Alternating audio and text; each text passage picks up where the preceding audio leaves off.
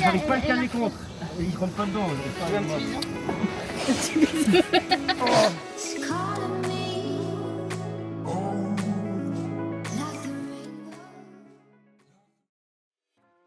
Depuis que nous sommes arrivés à Bornéo, nous avions l'idée de contourner le Brunei par les pistes. Il n'y a pas de route qui traverse cette partie de l'île. Tu dois à chaque fois passer les frontières du Brunei si tu veux rejoindre Miri. Impossible de trouver un autre itinéraire sur Google Maps, mais nous avons trouvé de vieilles traces GPS qui empruntent ce chemin.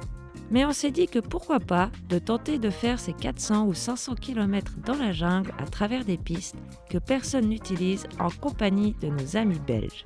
Lola et Mathia, accompagnés de Hiroto, leur pajero, que nous avons rencontré en Thaïlande. Ils vont faire la route avec nous. On les retrouve avant la frontière de Sabah et Sarawak que nous passerons demain matin. Voilà, on a rejoint nos amis, on est au début de notre expédition au centre des terres de Bornéo.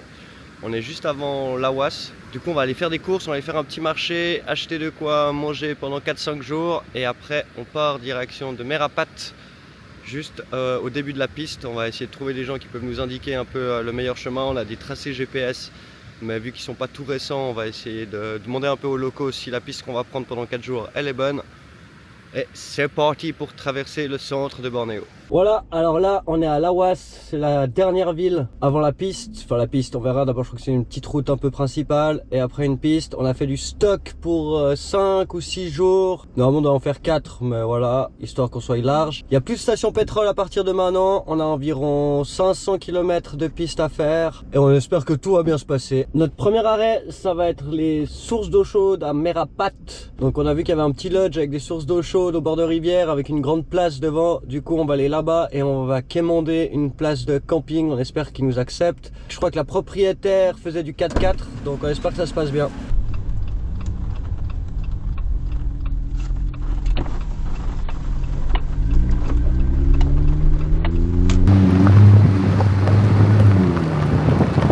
Donc on s'embarque sur cette petite piste à 2 4x4, ça va être cool. Et là on est avec les petits talkies.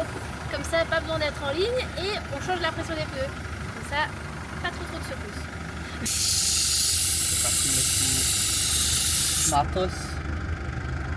Là, on est au début de la piste, direction Merapat. Le Google Maps nous met pour l'instant 2 heures pour 60 km, donc je pense que ça va pas être très rapide. Pourtant, c'est que ça, c'est encore la route, la piste principale. Et demain, on se met sur les plus petites pistes.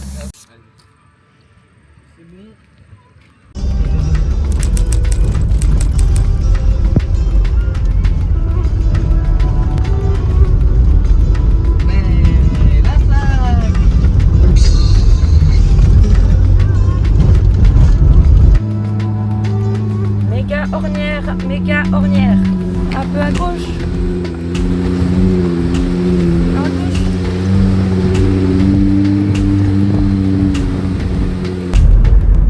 Oh, on a des bonnes grosses ornières là. Quand même.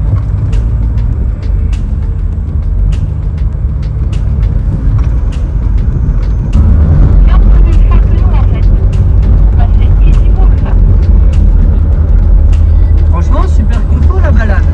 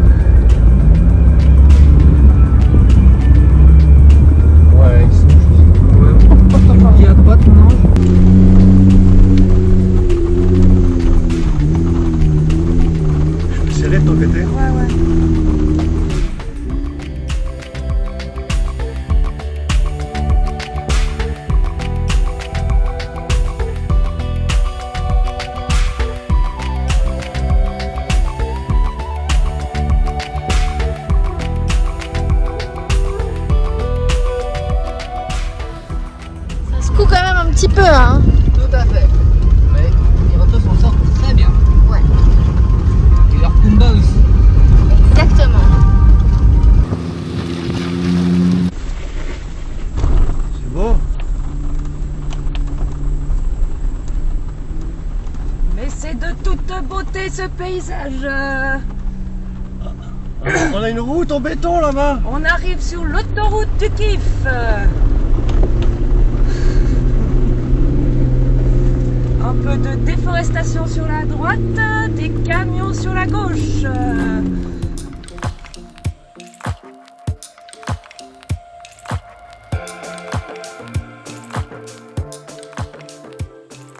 Après le début sur la piste, on rejoint une route bétonnée encore en travaux, où on alterne entre portions en béton et passages remplis de cailloux. Et alors, les montées et les descentes énormes. Clairement pas l'idéal pour la consommation d'essence, surtout qu'il n'y a pas de station avant 450 km. Du coup, on garde un œil sur le réservoir pour éviter de se retrouver en panne au milieu de nulle part.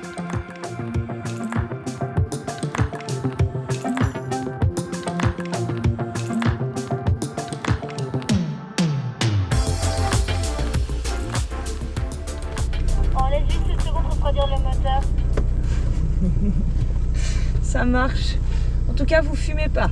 Non, mais le moteur dit qu'il est un peu chaud quand même. Peut démarrer.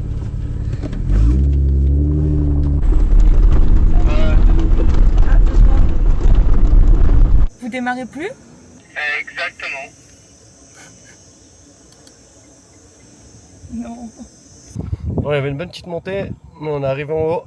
Ils ont voulu faire refroidir le moteur, mais la voiture elle démarre plus. Ça nous a lâché. Ah. Mais ça fait quoi ça? C'est la merde.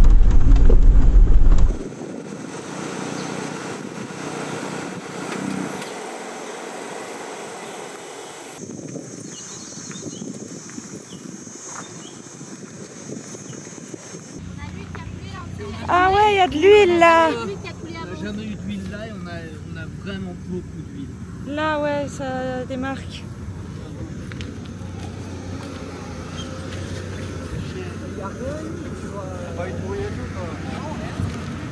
Elle a pas serré juste. Comment ça peut casser? Enfin, Alors je sais pas parce que. Surtout que celle-là, en plus on l'a remplacée il y a pas longtemps, elle l'a remplacée en Thaïlande avec la boîte de vitesse et du coup elle a genre 85 000 km, tu vois. ah ouais.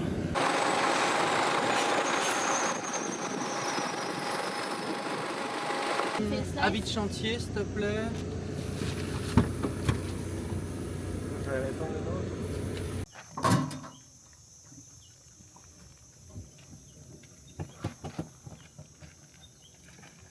C'est Faut pas la long. tirer jusqu'à Brunei.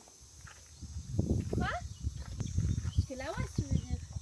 Non, non, Brunei ils ont 10 000 modèles comme ça, on va pas aller à Laos alors que t'as 200 les mêmes bagnoles de l'autre côté de la frontière. Là, faut juste déjà la laisser refroidir un peu parce que tu peux même pas toucher les plaques, c'est bouillant. Ouais, puis on revient avec les plaques. Ouais. Ouais, du coup faut démonter les plaques. Et le truc c'est qu'à Laos, j'en ai pas vu un seul des Pajero comme ça en Malaisie, alors qu'à Brunei il y en a. 25 000. Ouais, voilà. Du coup, même les pièces vont nous coûter moins cher, etc. Là, ou, au pire, en vrai, on peut faire l'aller-retour et aller les chercher. En fait, surtout là sur la montée, elle nous a fait voyant wheel moteur. Alors qu'on vient de faire le plein. Ouais. On a tellement cassé que j'ai investi dans du matériel. Vraiment que ce soit une mauvaise blague, mais. J'ai 7 codes erreurs au niveau de la boîte. La boîte auto, elle a l'air d'aller. La boîte de transfert, j'ai un code erreur et j'ai 7 erreurs sur le moteur. Depuis qu'on a la pompe à injection, on a des erreurs de Van EGR Ouais, qui viennent pour rien. Ouais. qui voilà. C'est Voilà. une pompe à injection mongole aussi. Hein. Voilà, c'est pas, elle est à 99% la même, mais il y a 2-3 mais trucs. ça fait plus de problème, ouais. Voilà. Du coup, j'ai toujours eu 4-5 codes d'erreur de base Ouais. sur la voiture au niveau du moteur à cause des. Que vu qu'elle est tellement cassée, on a des pièces thaï, on a des pièces japonaises, on a des pièces mongoles. Tout ça doit mixer et fonctionner ensemble d'une manière ou d'une autre. Régulateur de vitesse automatique, ouais, ça fait pas à cause de la Van EGR. Je sais pas pourquoi la Van EGR bloque le régulateur de vitesse. On va savoir. On va savoir, mais c'est le cas. La boîte de transfert, t'avais jamais eu par contre. Non. Ouais. Ah ouais, elle est neuve. Hein. Ouais, bah ouais.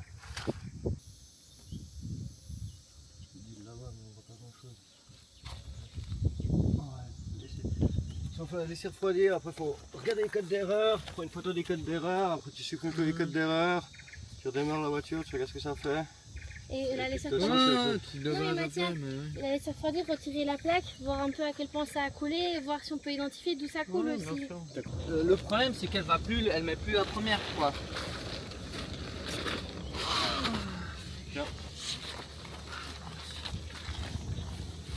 ça c'est de lui ou c'est Ah ouais, c'est ça, c'est lui où vous étiez.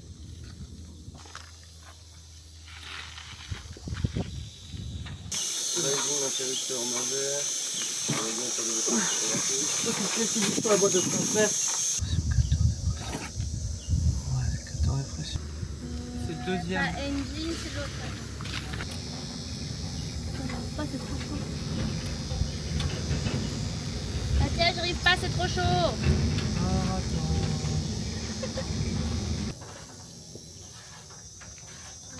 Ah ouais, jusque rempli quoi. Tu vois, attends, jusqu'en haut quoi. Oui, on dirait que ça va. Mais en tout cas, là, ici, c'est ok. bon. Ah bah c'est C'est parfait. bon. Ah, ils en ont pas perdu presque rien. Non, hein. on n'a pas perdu d'huile. Et elle est au niveau normal quand elle est chaude. Du coup ça c'est la boîte qui est bonne. Ouais, ouais. C'est la même, c'est ça? Ouais. Mais par contre, elle est la bonne couleur. Mathias.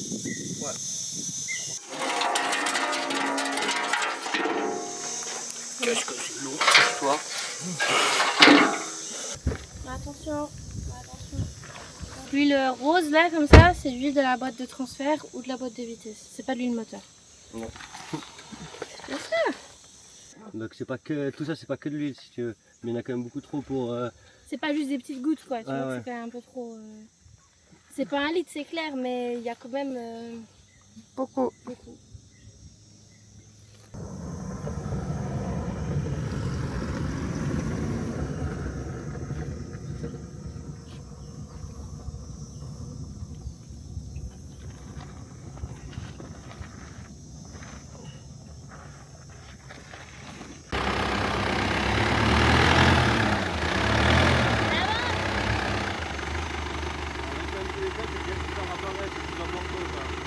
Il y a tout qui se dilate parce que tu commences à en perdre. Tu vois.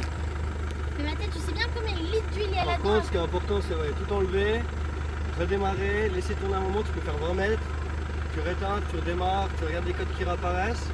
Et si possible, le truc de la boîte de transfert, il réapparaît pas. T'en as pas perdu T'as 5, perdu un tu vois, déci quoi. Pour moi, c'est juste qu'il y a eu un code parce qu'elle a eu trop chaud la voiture là. Par contre, ce que je ferais bien personnellement, c'est frotter la plaque pour retirer toute cette merde. Comme ça, après, tu peux on voir, la redémonte et on peut vérifier si on a encore qu'à couler. Bon, c'est un chantier, ils vont pas nous tuer si on fout du partout quoi. Ouais, mais ça, ils sont en fouette, quoi, franchement. Surtout ici, la notion de l'écologie, bon, t'as vu, on est sur un chantier, des déchets qui avaient déjà par terre, quoi.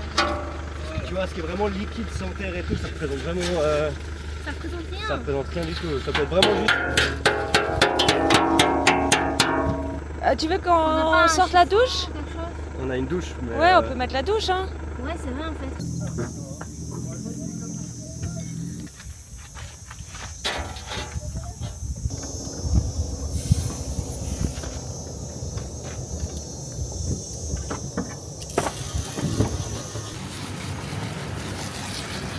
T'as vu ça? Là, j'ai une vieille éponge métallique. Oh, mais là, regarde, faut c'est que je assez, la c'est assez, regarde. c'est assez puissant, regarde. Ouais, c'est bien ça. Bon, ça doit pas non plus parfaitement nickel, c'est juste pour qu'on Bah, puisse qu'on- ouais, observer ça. la différence. Quoi. Et peut-être tu vas surtout voir la quantité d'huile la prochaine fois. Quoi. Mhm. Vous avez des vitesses courtes sur votre 4x4? Ouais. Vous étiez en vitesse courte pour monter? Non. Ouais, vous pouvez foutre les vitesses courtes, c'est comme ça. C'est le meilleur temps, vous allez moins tirer sur la boîte avec des vitesses courtes. Quoi. Ouais, mais vu qu'il ne bronchait pas, on l'avait laissé faire sa vie, tu vois, en mode.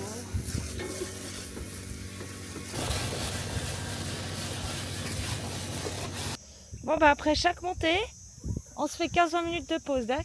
En Suisse, on fait comme ça, les montées. Eux, ils font. Ah, j'adore ton petit polo là. Truc de garage. C'est pas le Rami derrière? Oui. Si on a modifié la voiture à Dubaï. Et il allait tous les jours J'allais avec tous eux. les jours, du coup à la fin il faudrait que je fais partie de l'équipe. C'est vraiment... Tu fais partie du personnel maintenant. 3 mois, c'est bon. pendant 3 mois j'arrivais avant eux le matin, je partais après eux le soir avec les derniers. Je passais ma journée à lui casser le couille. Ça c'est quoi, ça on fait comment, ça je fais quoi, si j'ai un problème là je dois faire quoi. On m'a déjà dit, faudrait un jour, parmi la liste infinie de la voiture, remplacer le système de tuyauterie de la bagnole au niveau du refroidissement. Ouais, mais bon, c'est rien d'urgence, on s'en fout, c'est juste Ouais. des petites fuites. Mais en fait, quoi. c'est de temps en temps, ça coule au niveau des, Les jointures de... du thé en fait.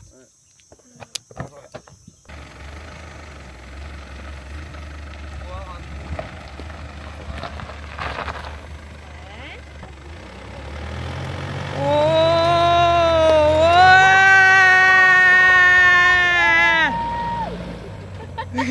Voilà, pac. Pour l'instant, ça a l'air d'être bon.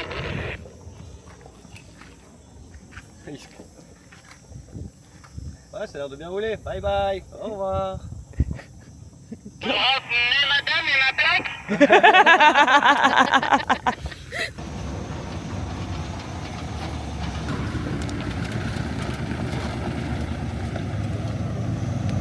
J'ai sué, hein, franchement, mais ça va. Non, elle a rien.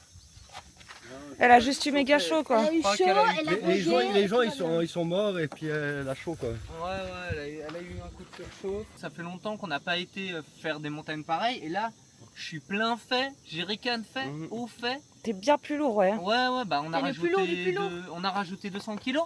Ah ouais. C'est con, mais. Bah, Mais ça, c'est normal? Quoi Ouais. Oui, il faut que je. Le phare avant aussi, t'inquiète. Il y a des jupettes. Petit 4x4. On l'a acheté 4000 balles de base la voiture. Putain, c'est bien. Ah non, ça nous a coûté plus cher que. C'est plus cher En réparation, ouais. Ça a coûté 40, hein, mais bon, bref, on l'a acheté 4, On l'a ok? acheté Donc 4. voilà.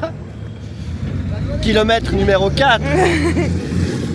Et on en a 400 et quelques. Voilà, on a fait 1% du trajet.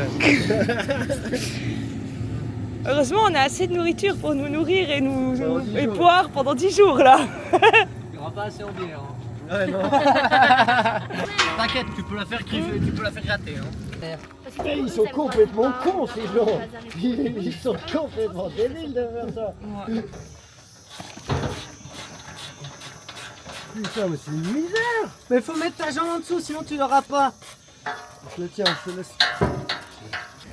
Tiens, Mathieu, J'arrive pas à le et caler la- contre. Il rentre pas dedans. J'arrive pas à le voir. La cuillère. Mais c'est pas la première fois que j'enlève les plaques ici par contre, sur cette bagnole.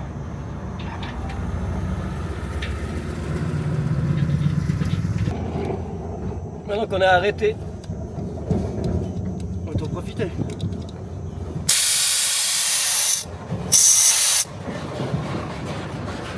Bon, le Pajero se remet en première parce que du coup il se remettait pas en première et il perdait de l'huile de la boîte de transfert, mais il n'avait pas l'air d'avoir grand chose. Du coup on a enlevé la plaque de protection qui pèse 50 kg qu'ils ont fait en Thaïlande.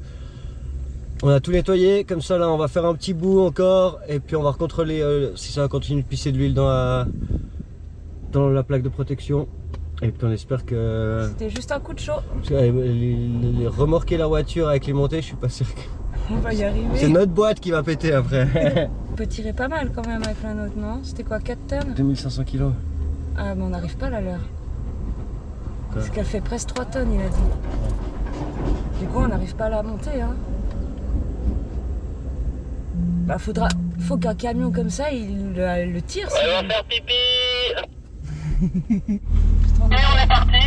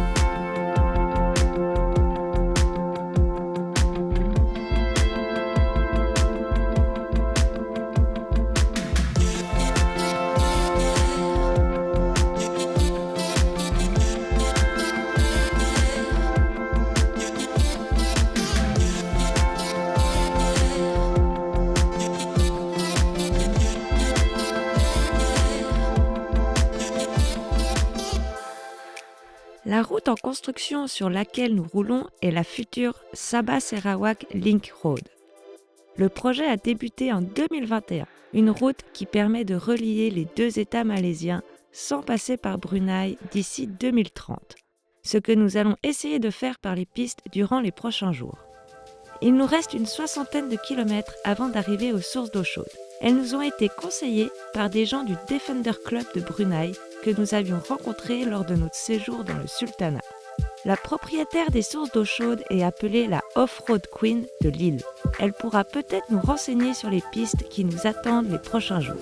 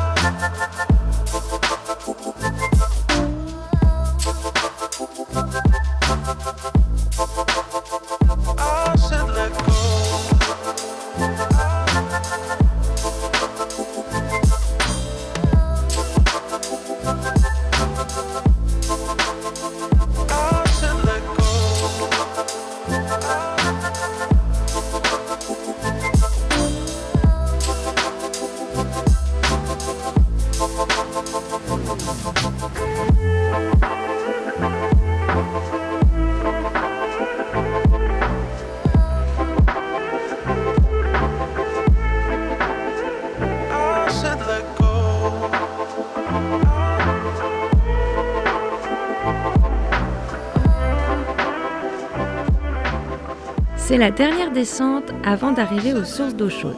On se parque et on va discuter avec la gérante. Elle nous explique qu'on ne peut pas camper sur place, mais qu'il lui reste des chambres disponibles. Nous, on préfère rester dans la voiture. Alors elle nous propose de faire demi-tour et de nous emmener sur un spot où on peut passer la nuit avec les véhicules. On la suit donc en remontant toute la route jusqu'au spot. Elle nous ouvre même l'accès aux toilettes et à une douche. C'était vraiment sympa de sa part.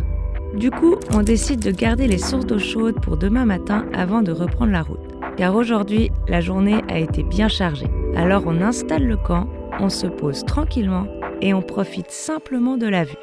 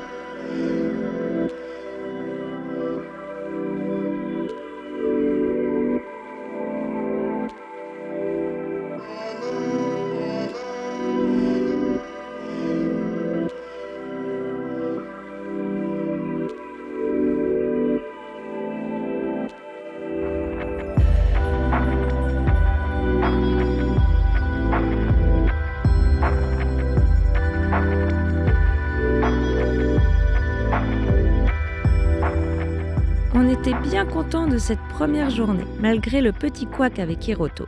Le soir, Lola et Mathia nous ont fait découvrir les pâtes à la courge. Et franchement, c'était une tuerie. On se retrouve dans le prochain épisode aux sources d'eau chaude avec une petite surprise gastronomique et surtout la suite de l'aventure. On quitte enfin les routes en chantier pour partir sur les pistes. Et croyez-moi, cette journée était plutôt tranquille comparée à ce qui nous attend ensuite. Allez, bye bye!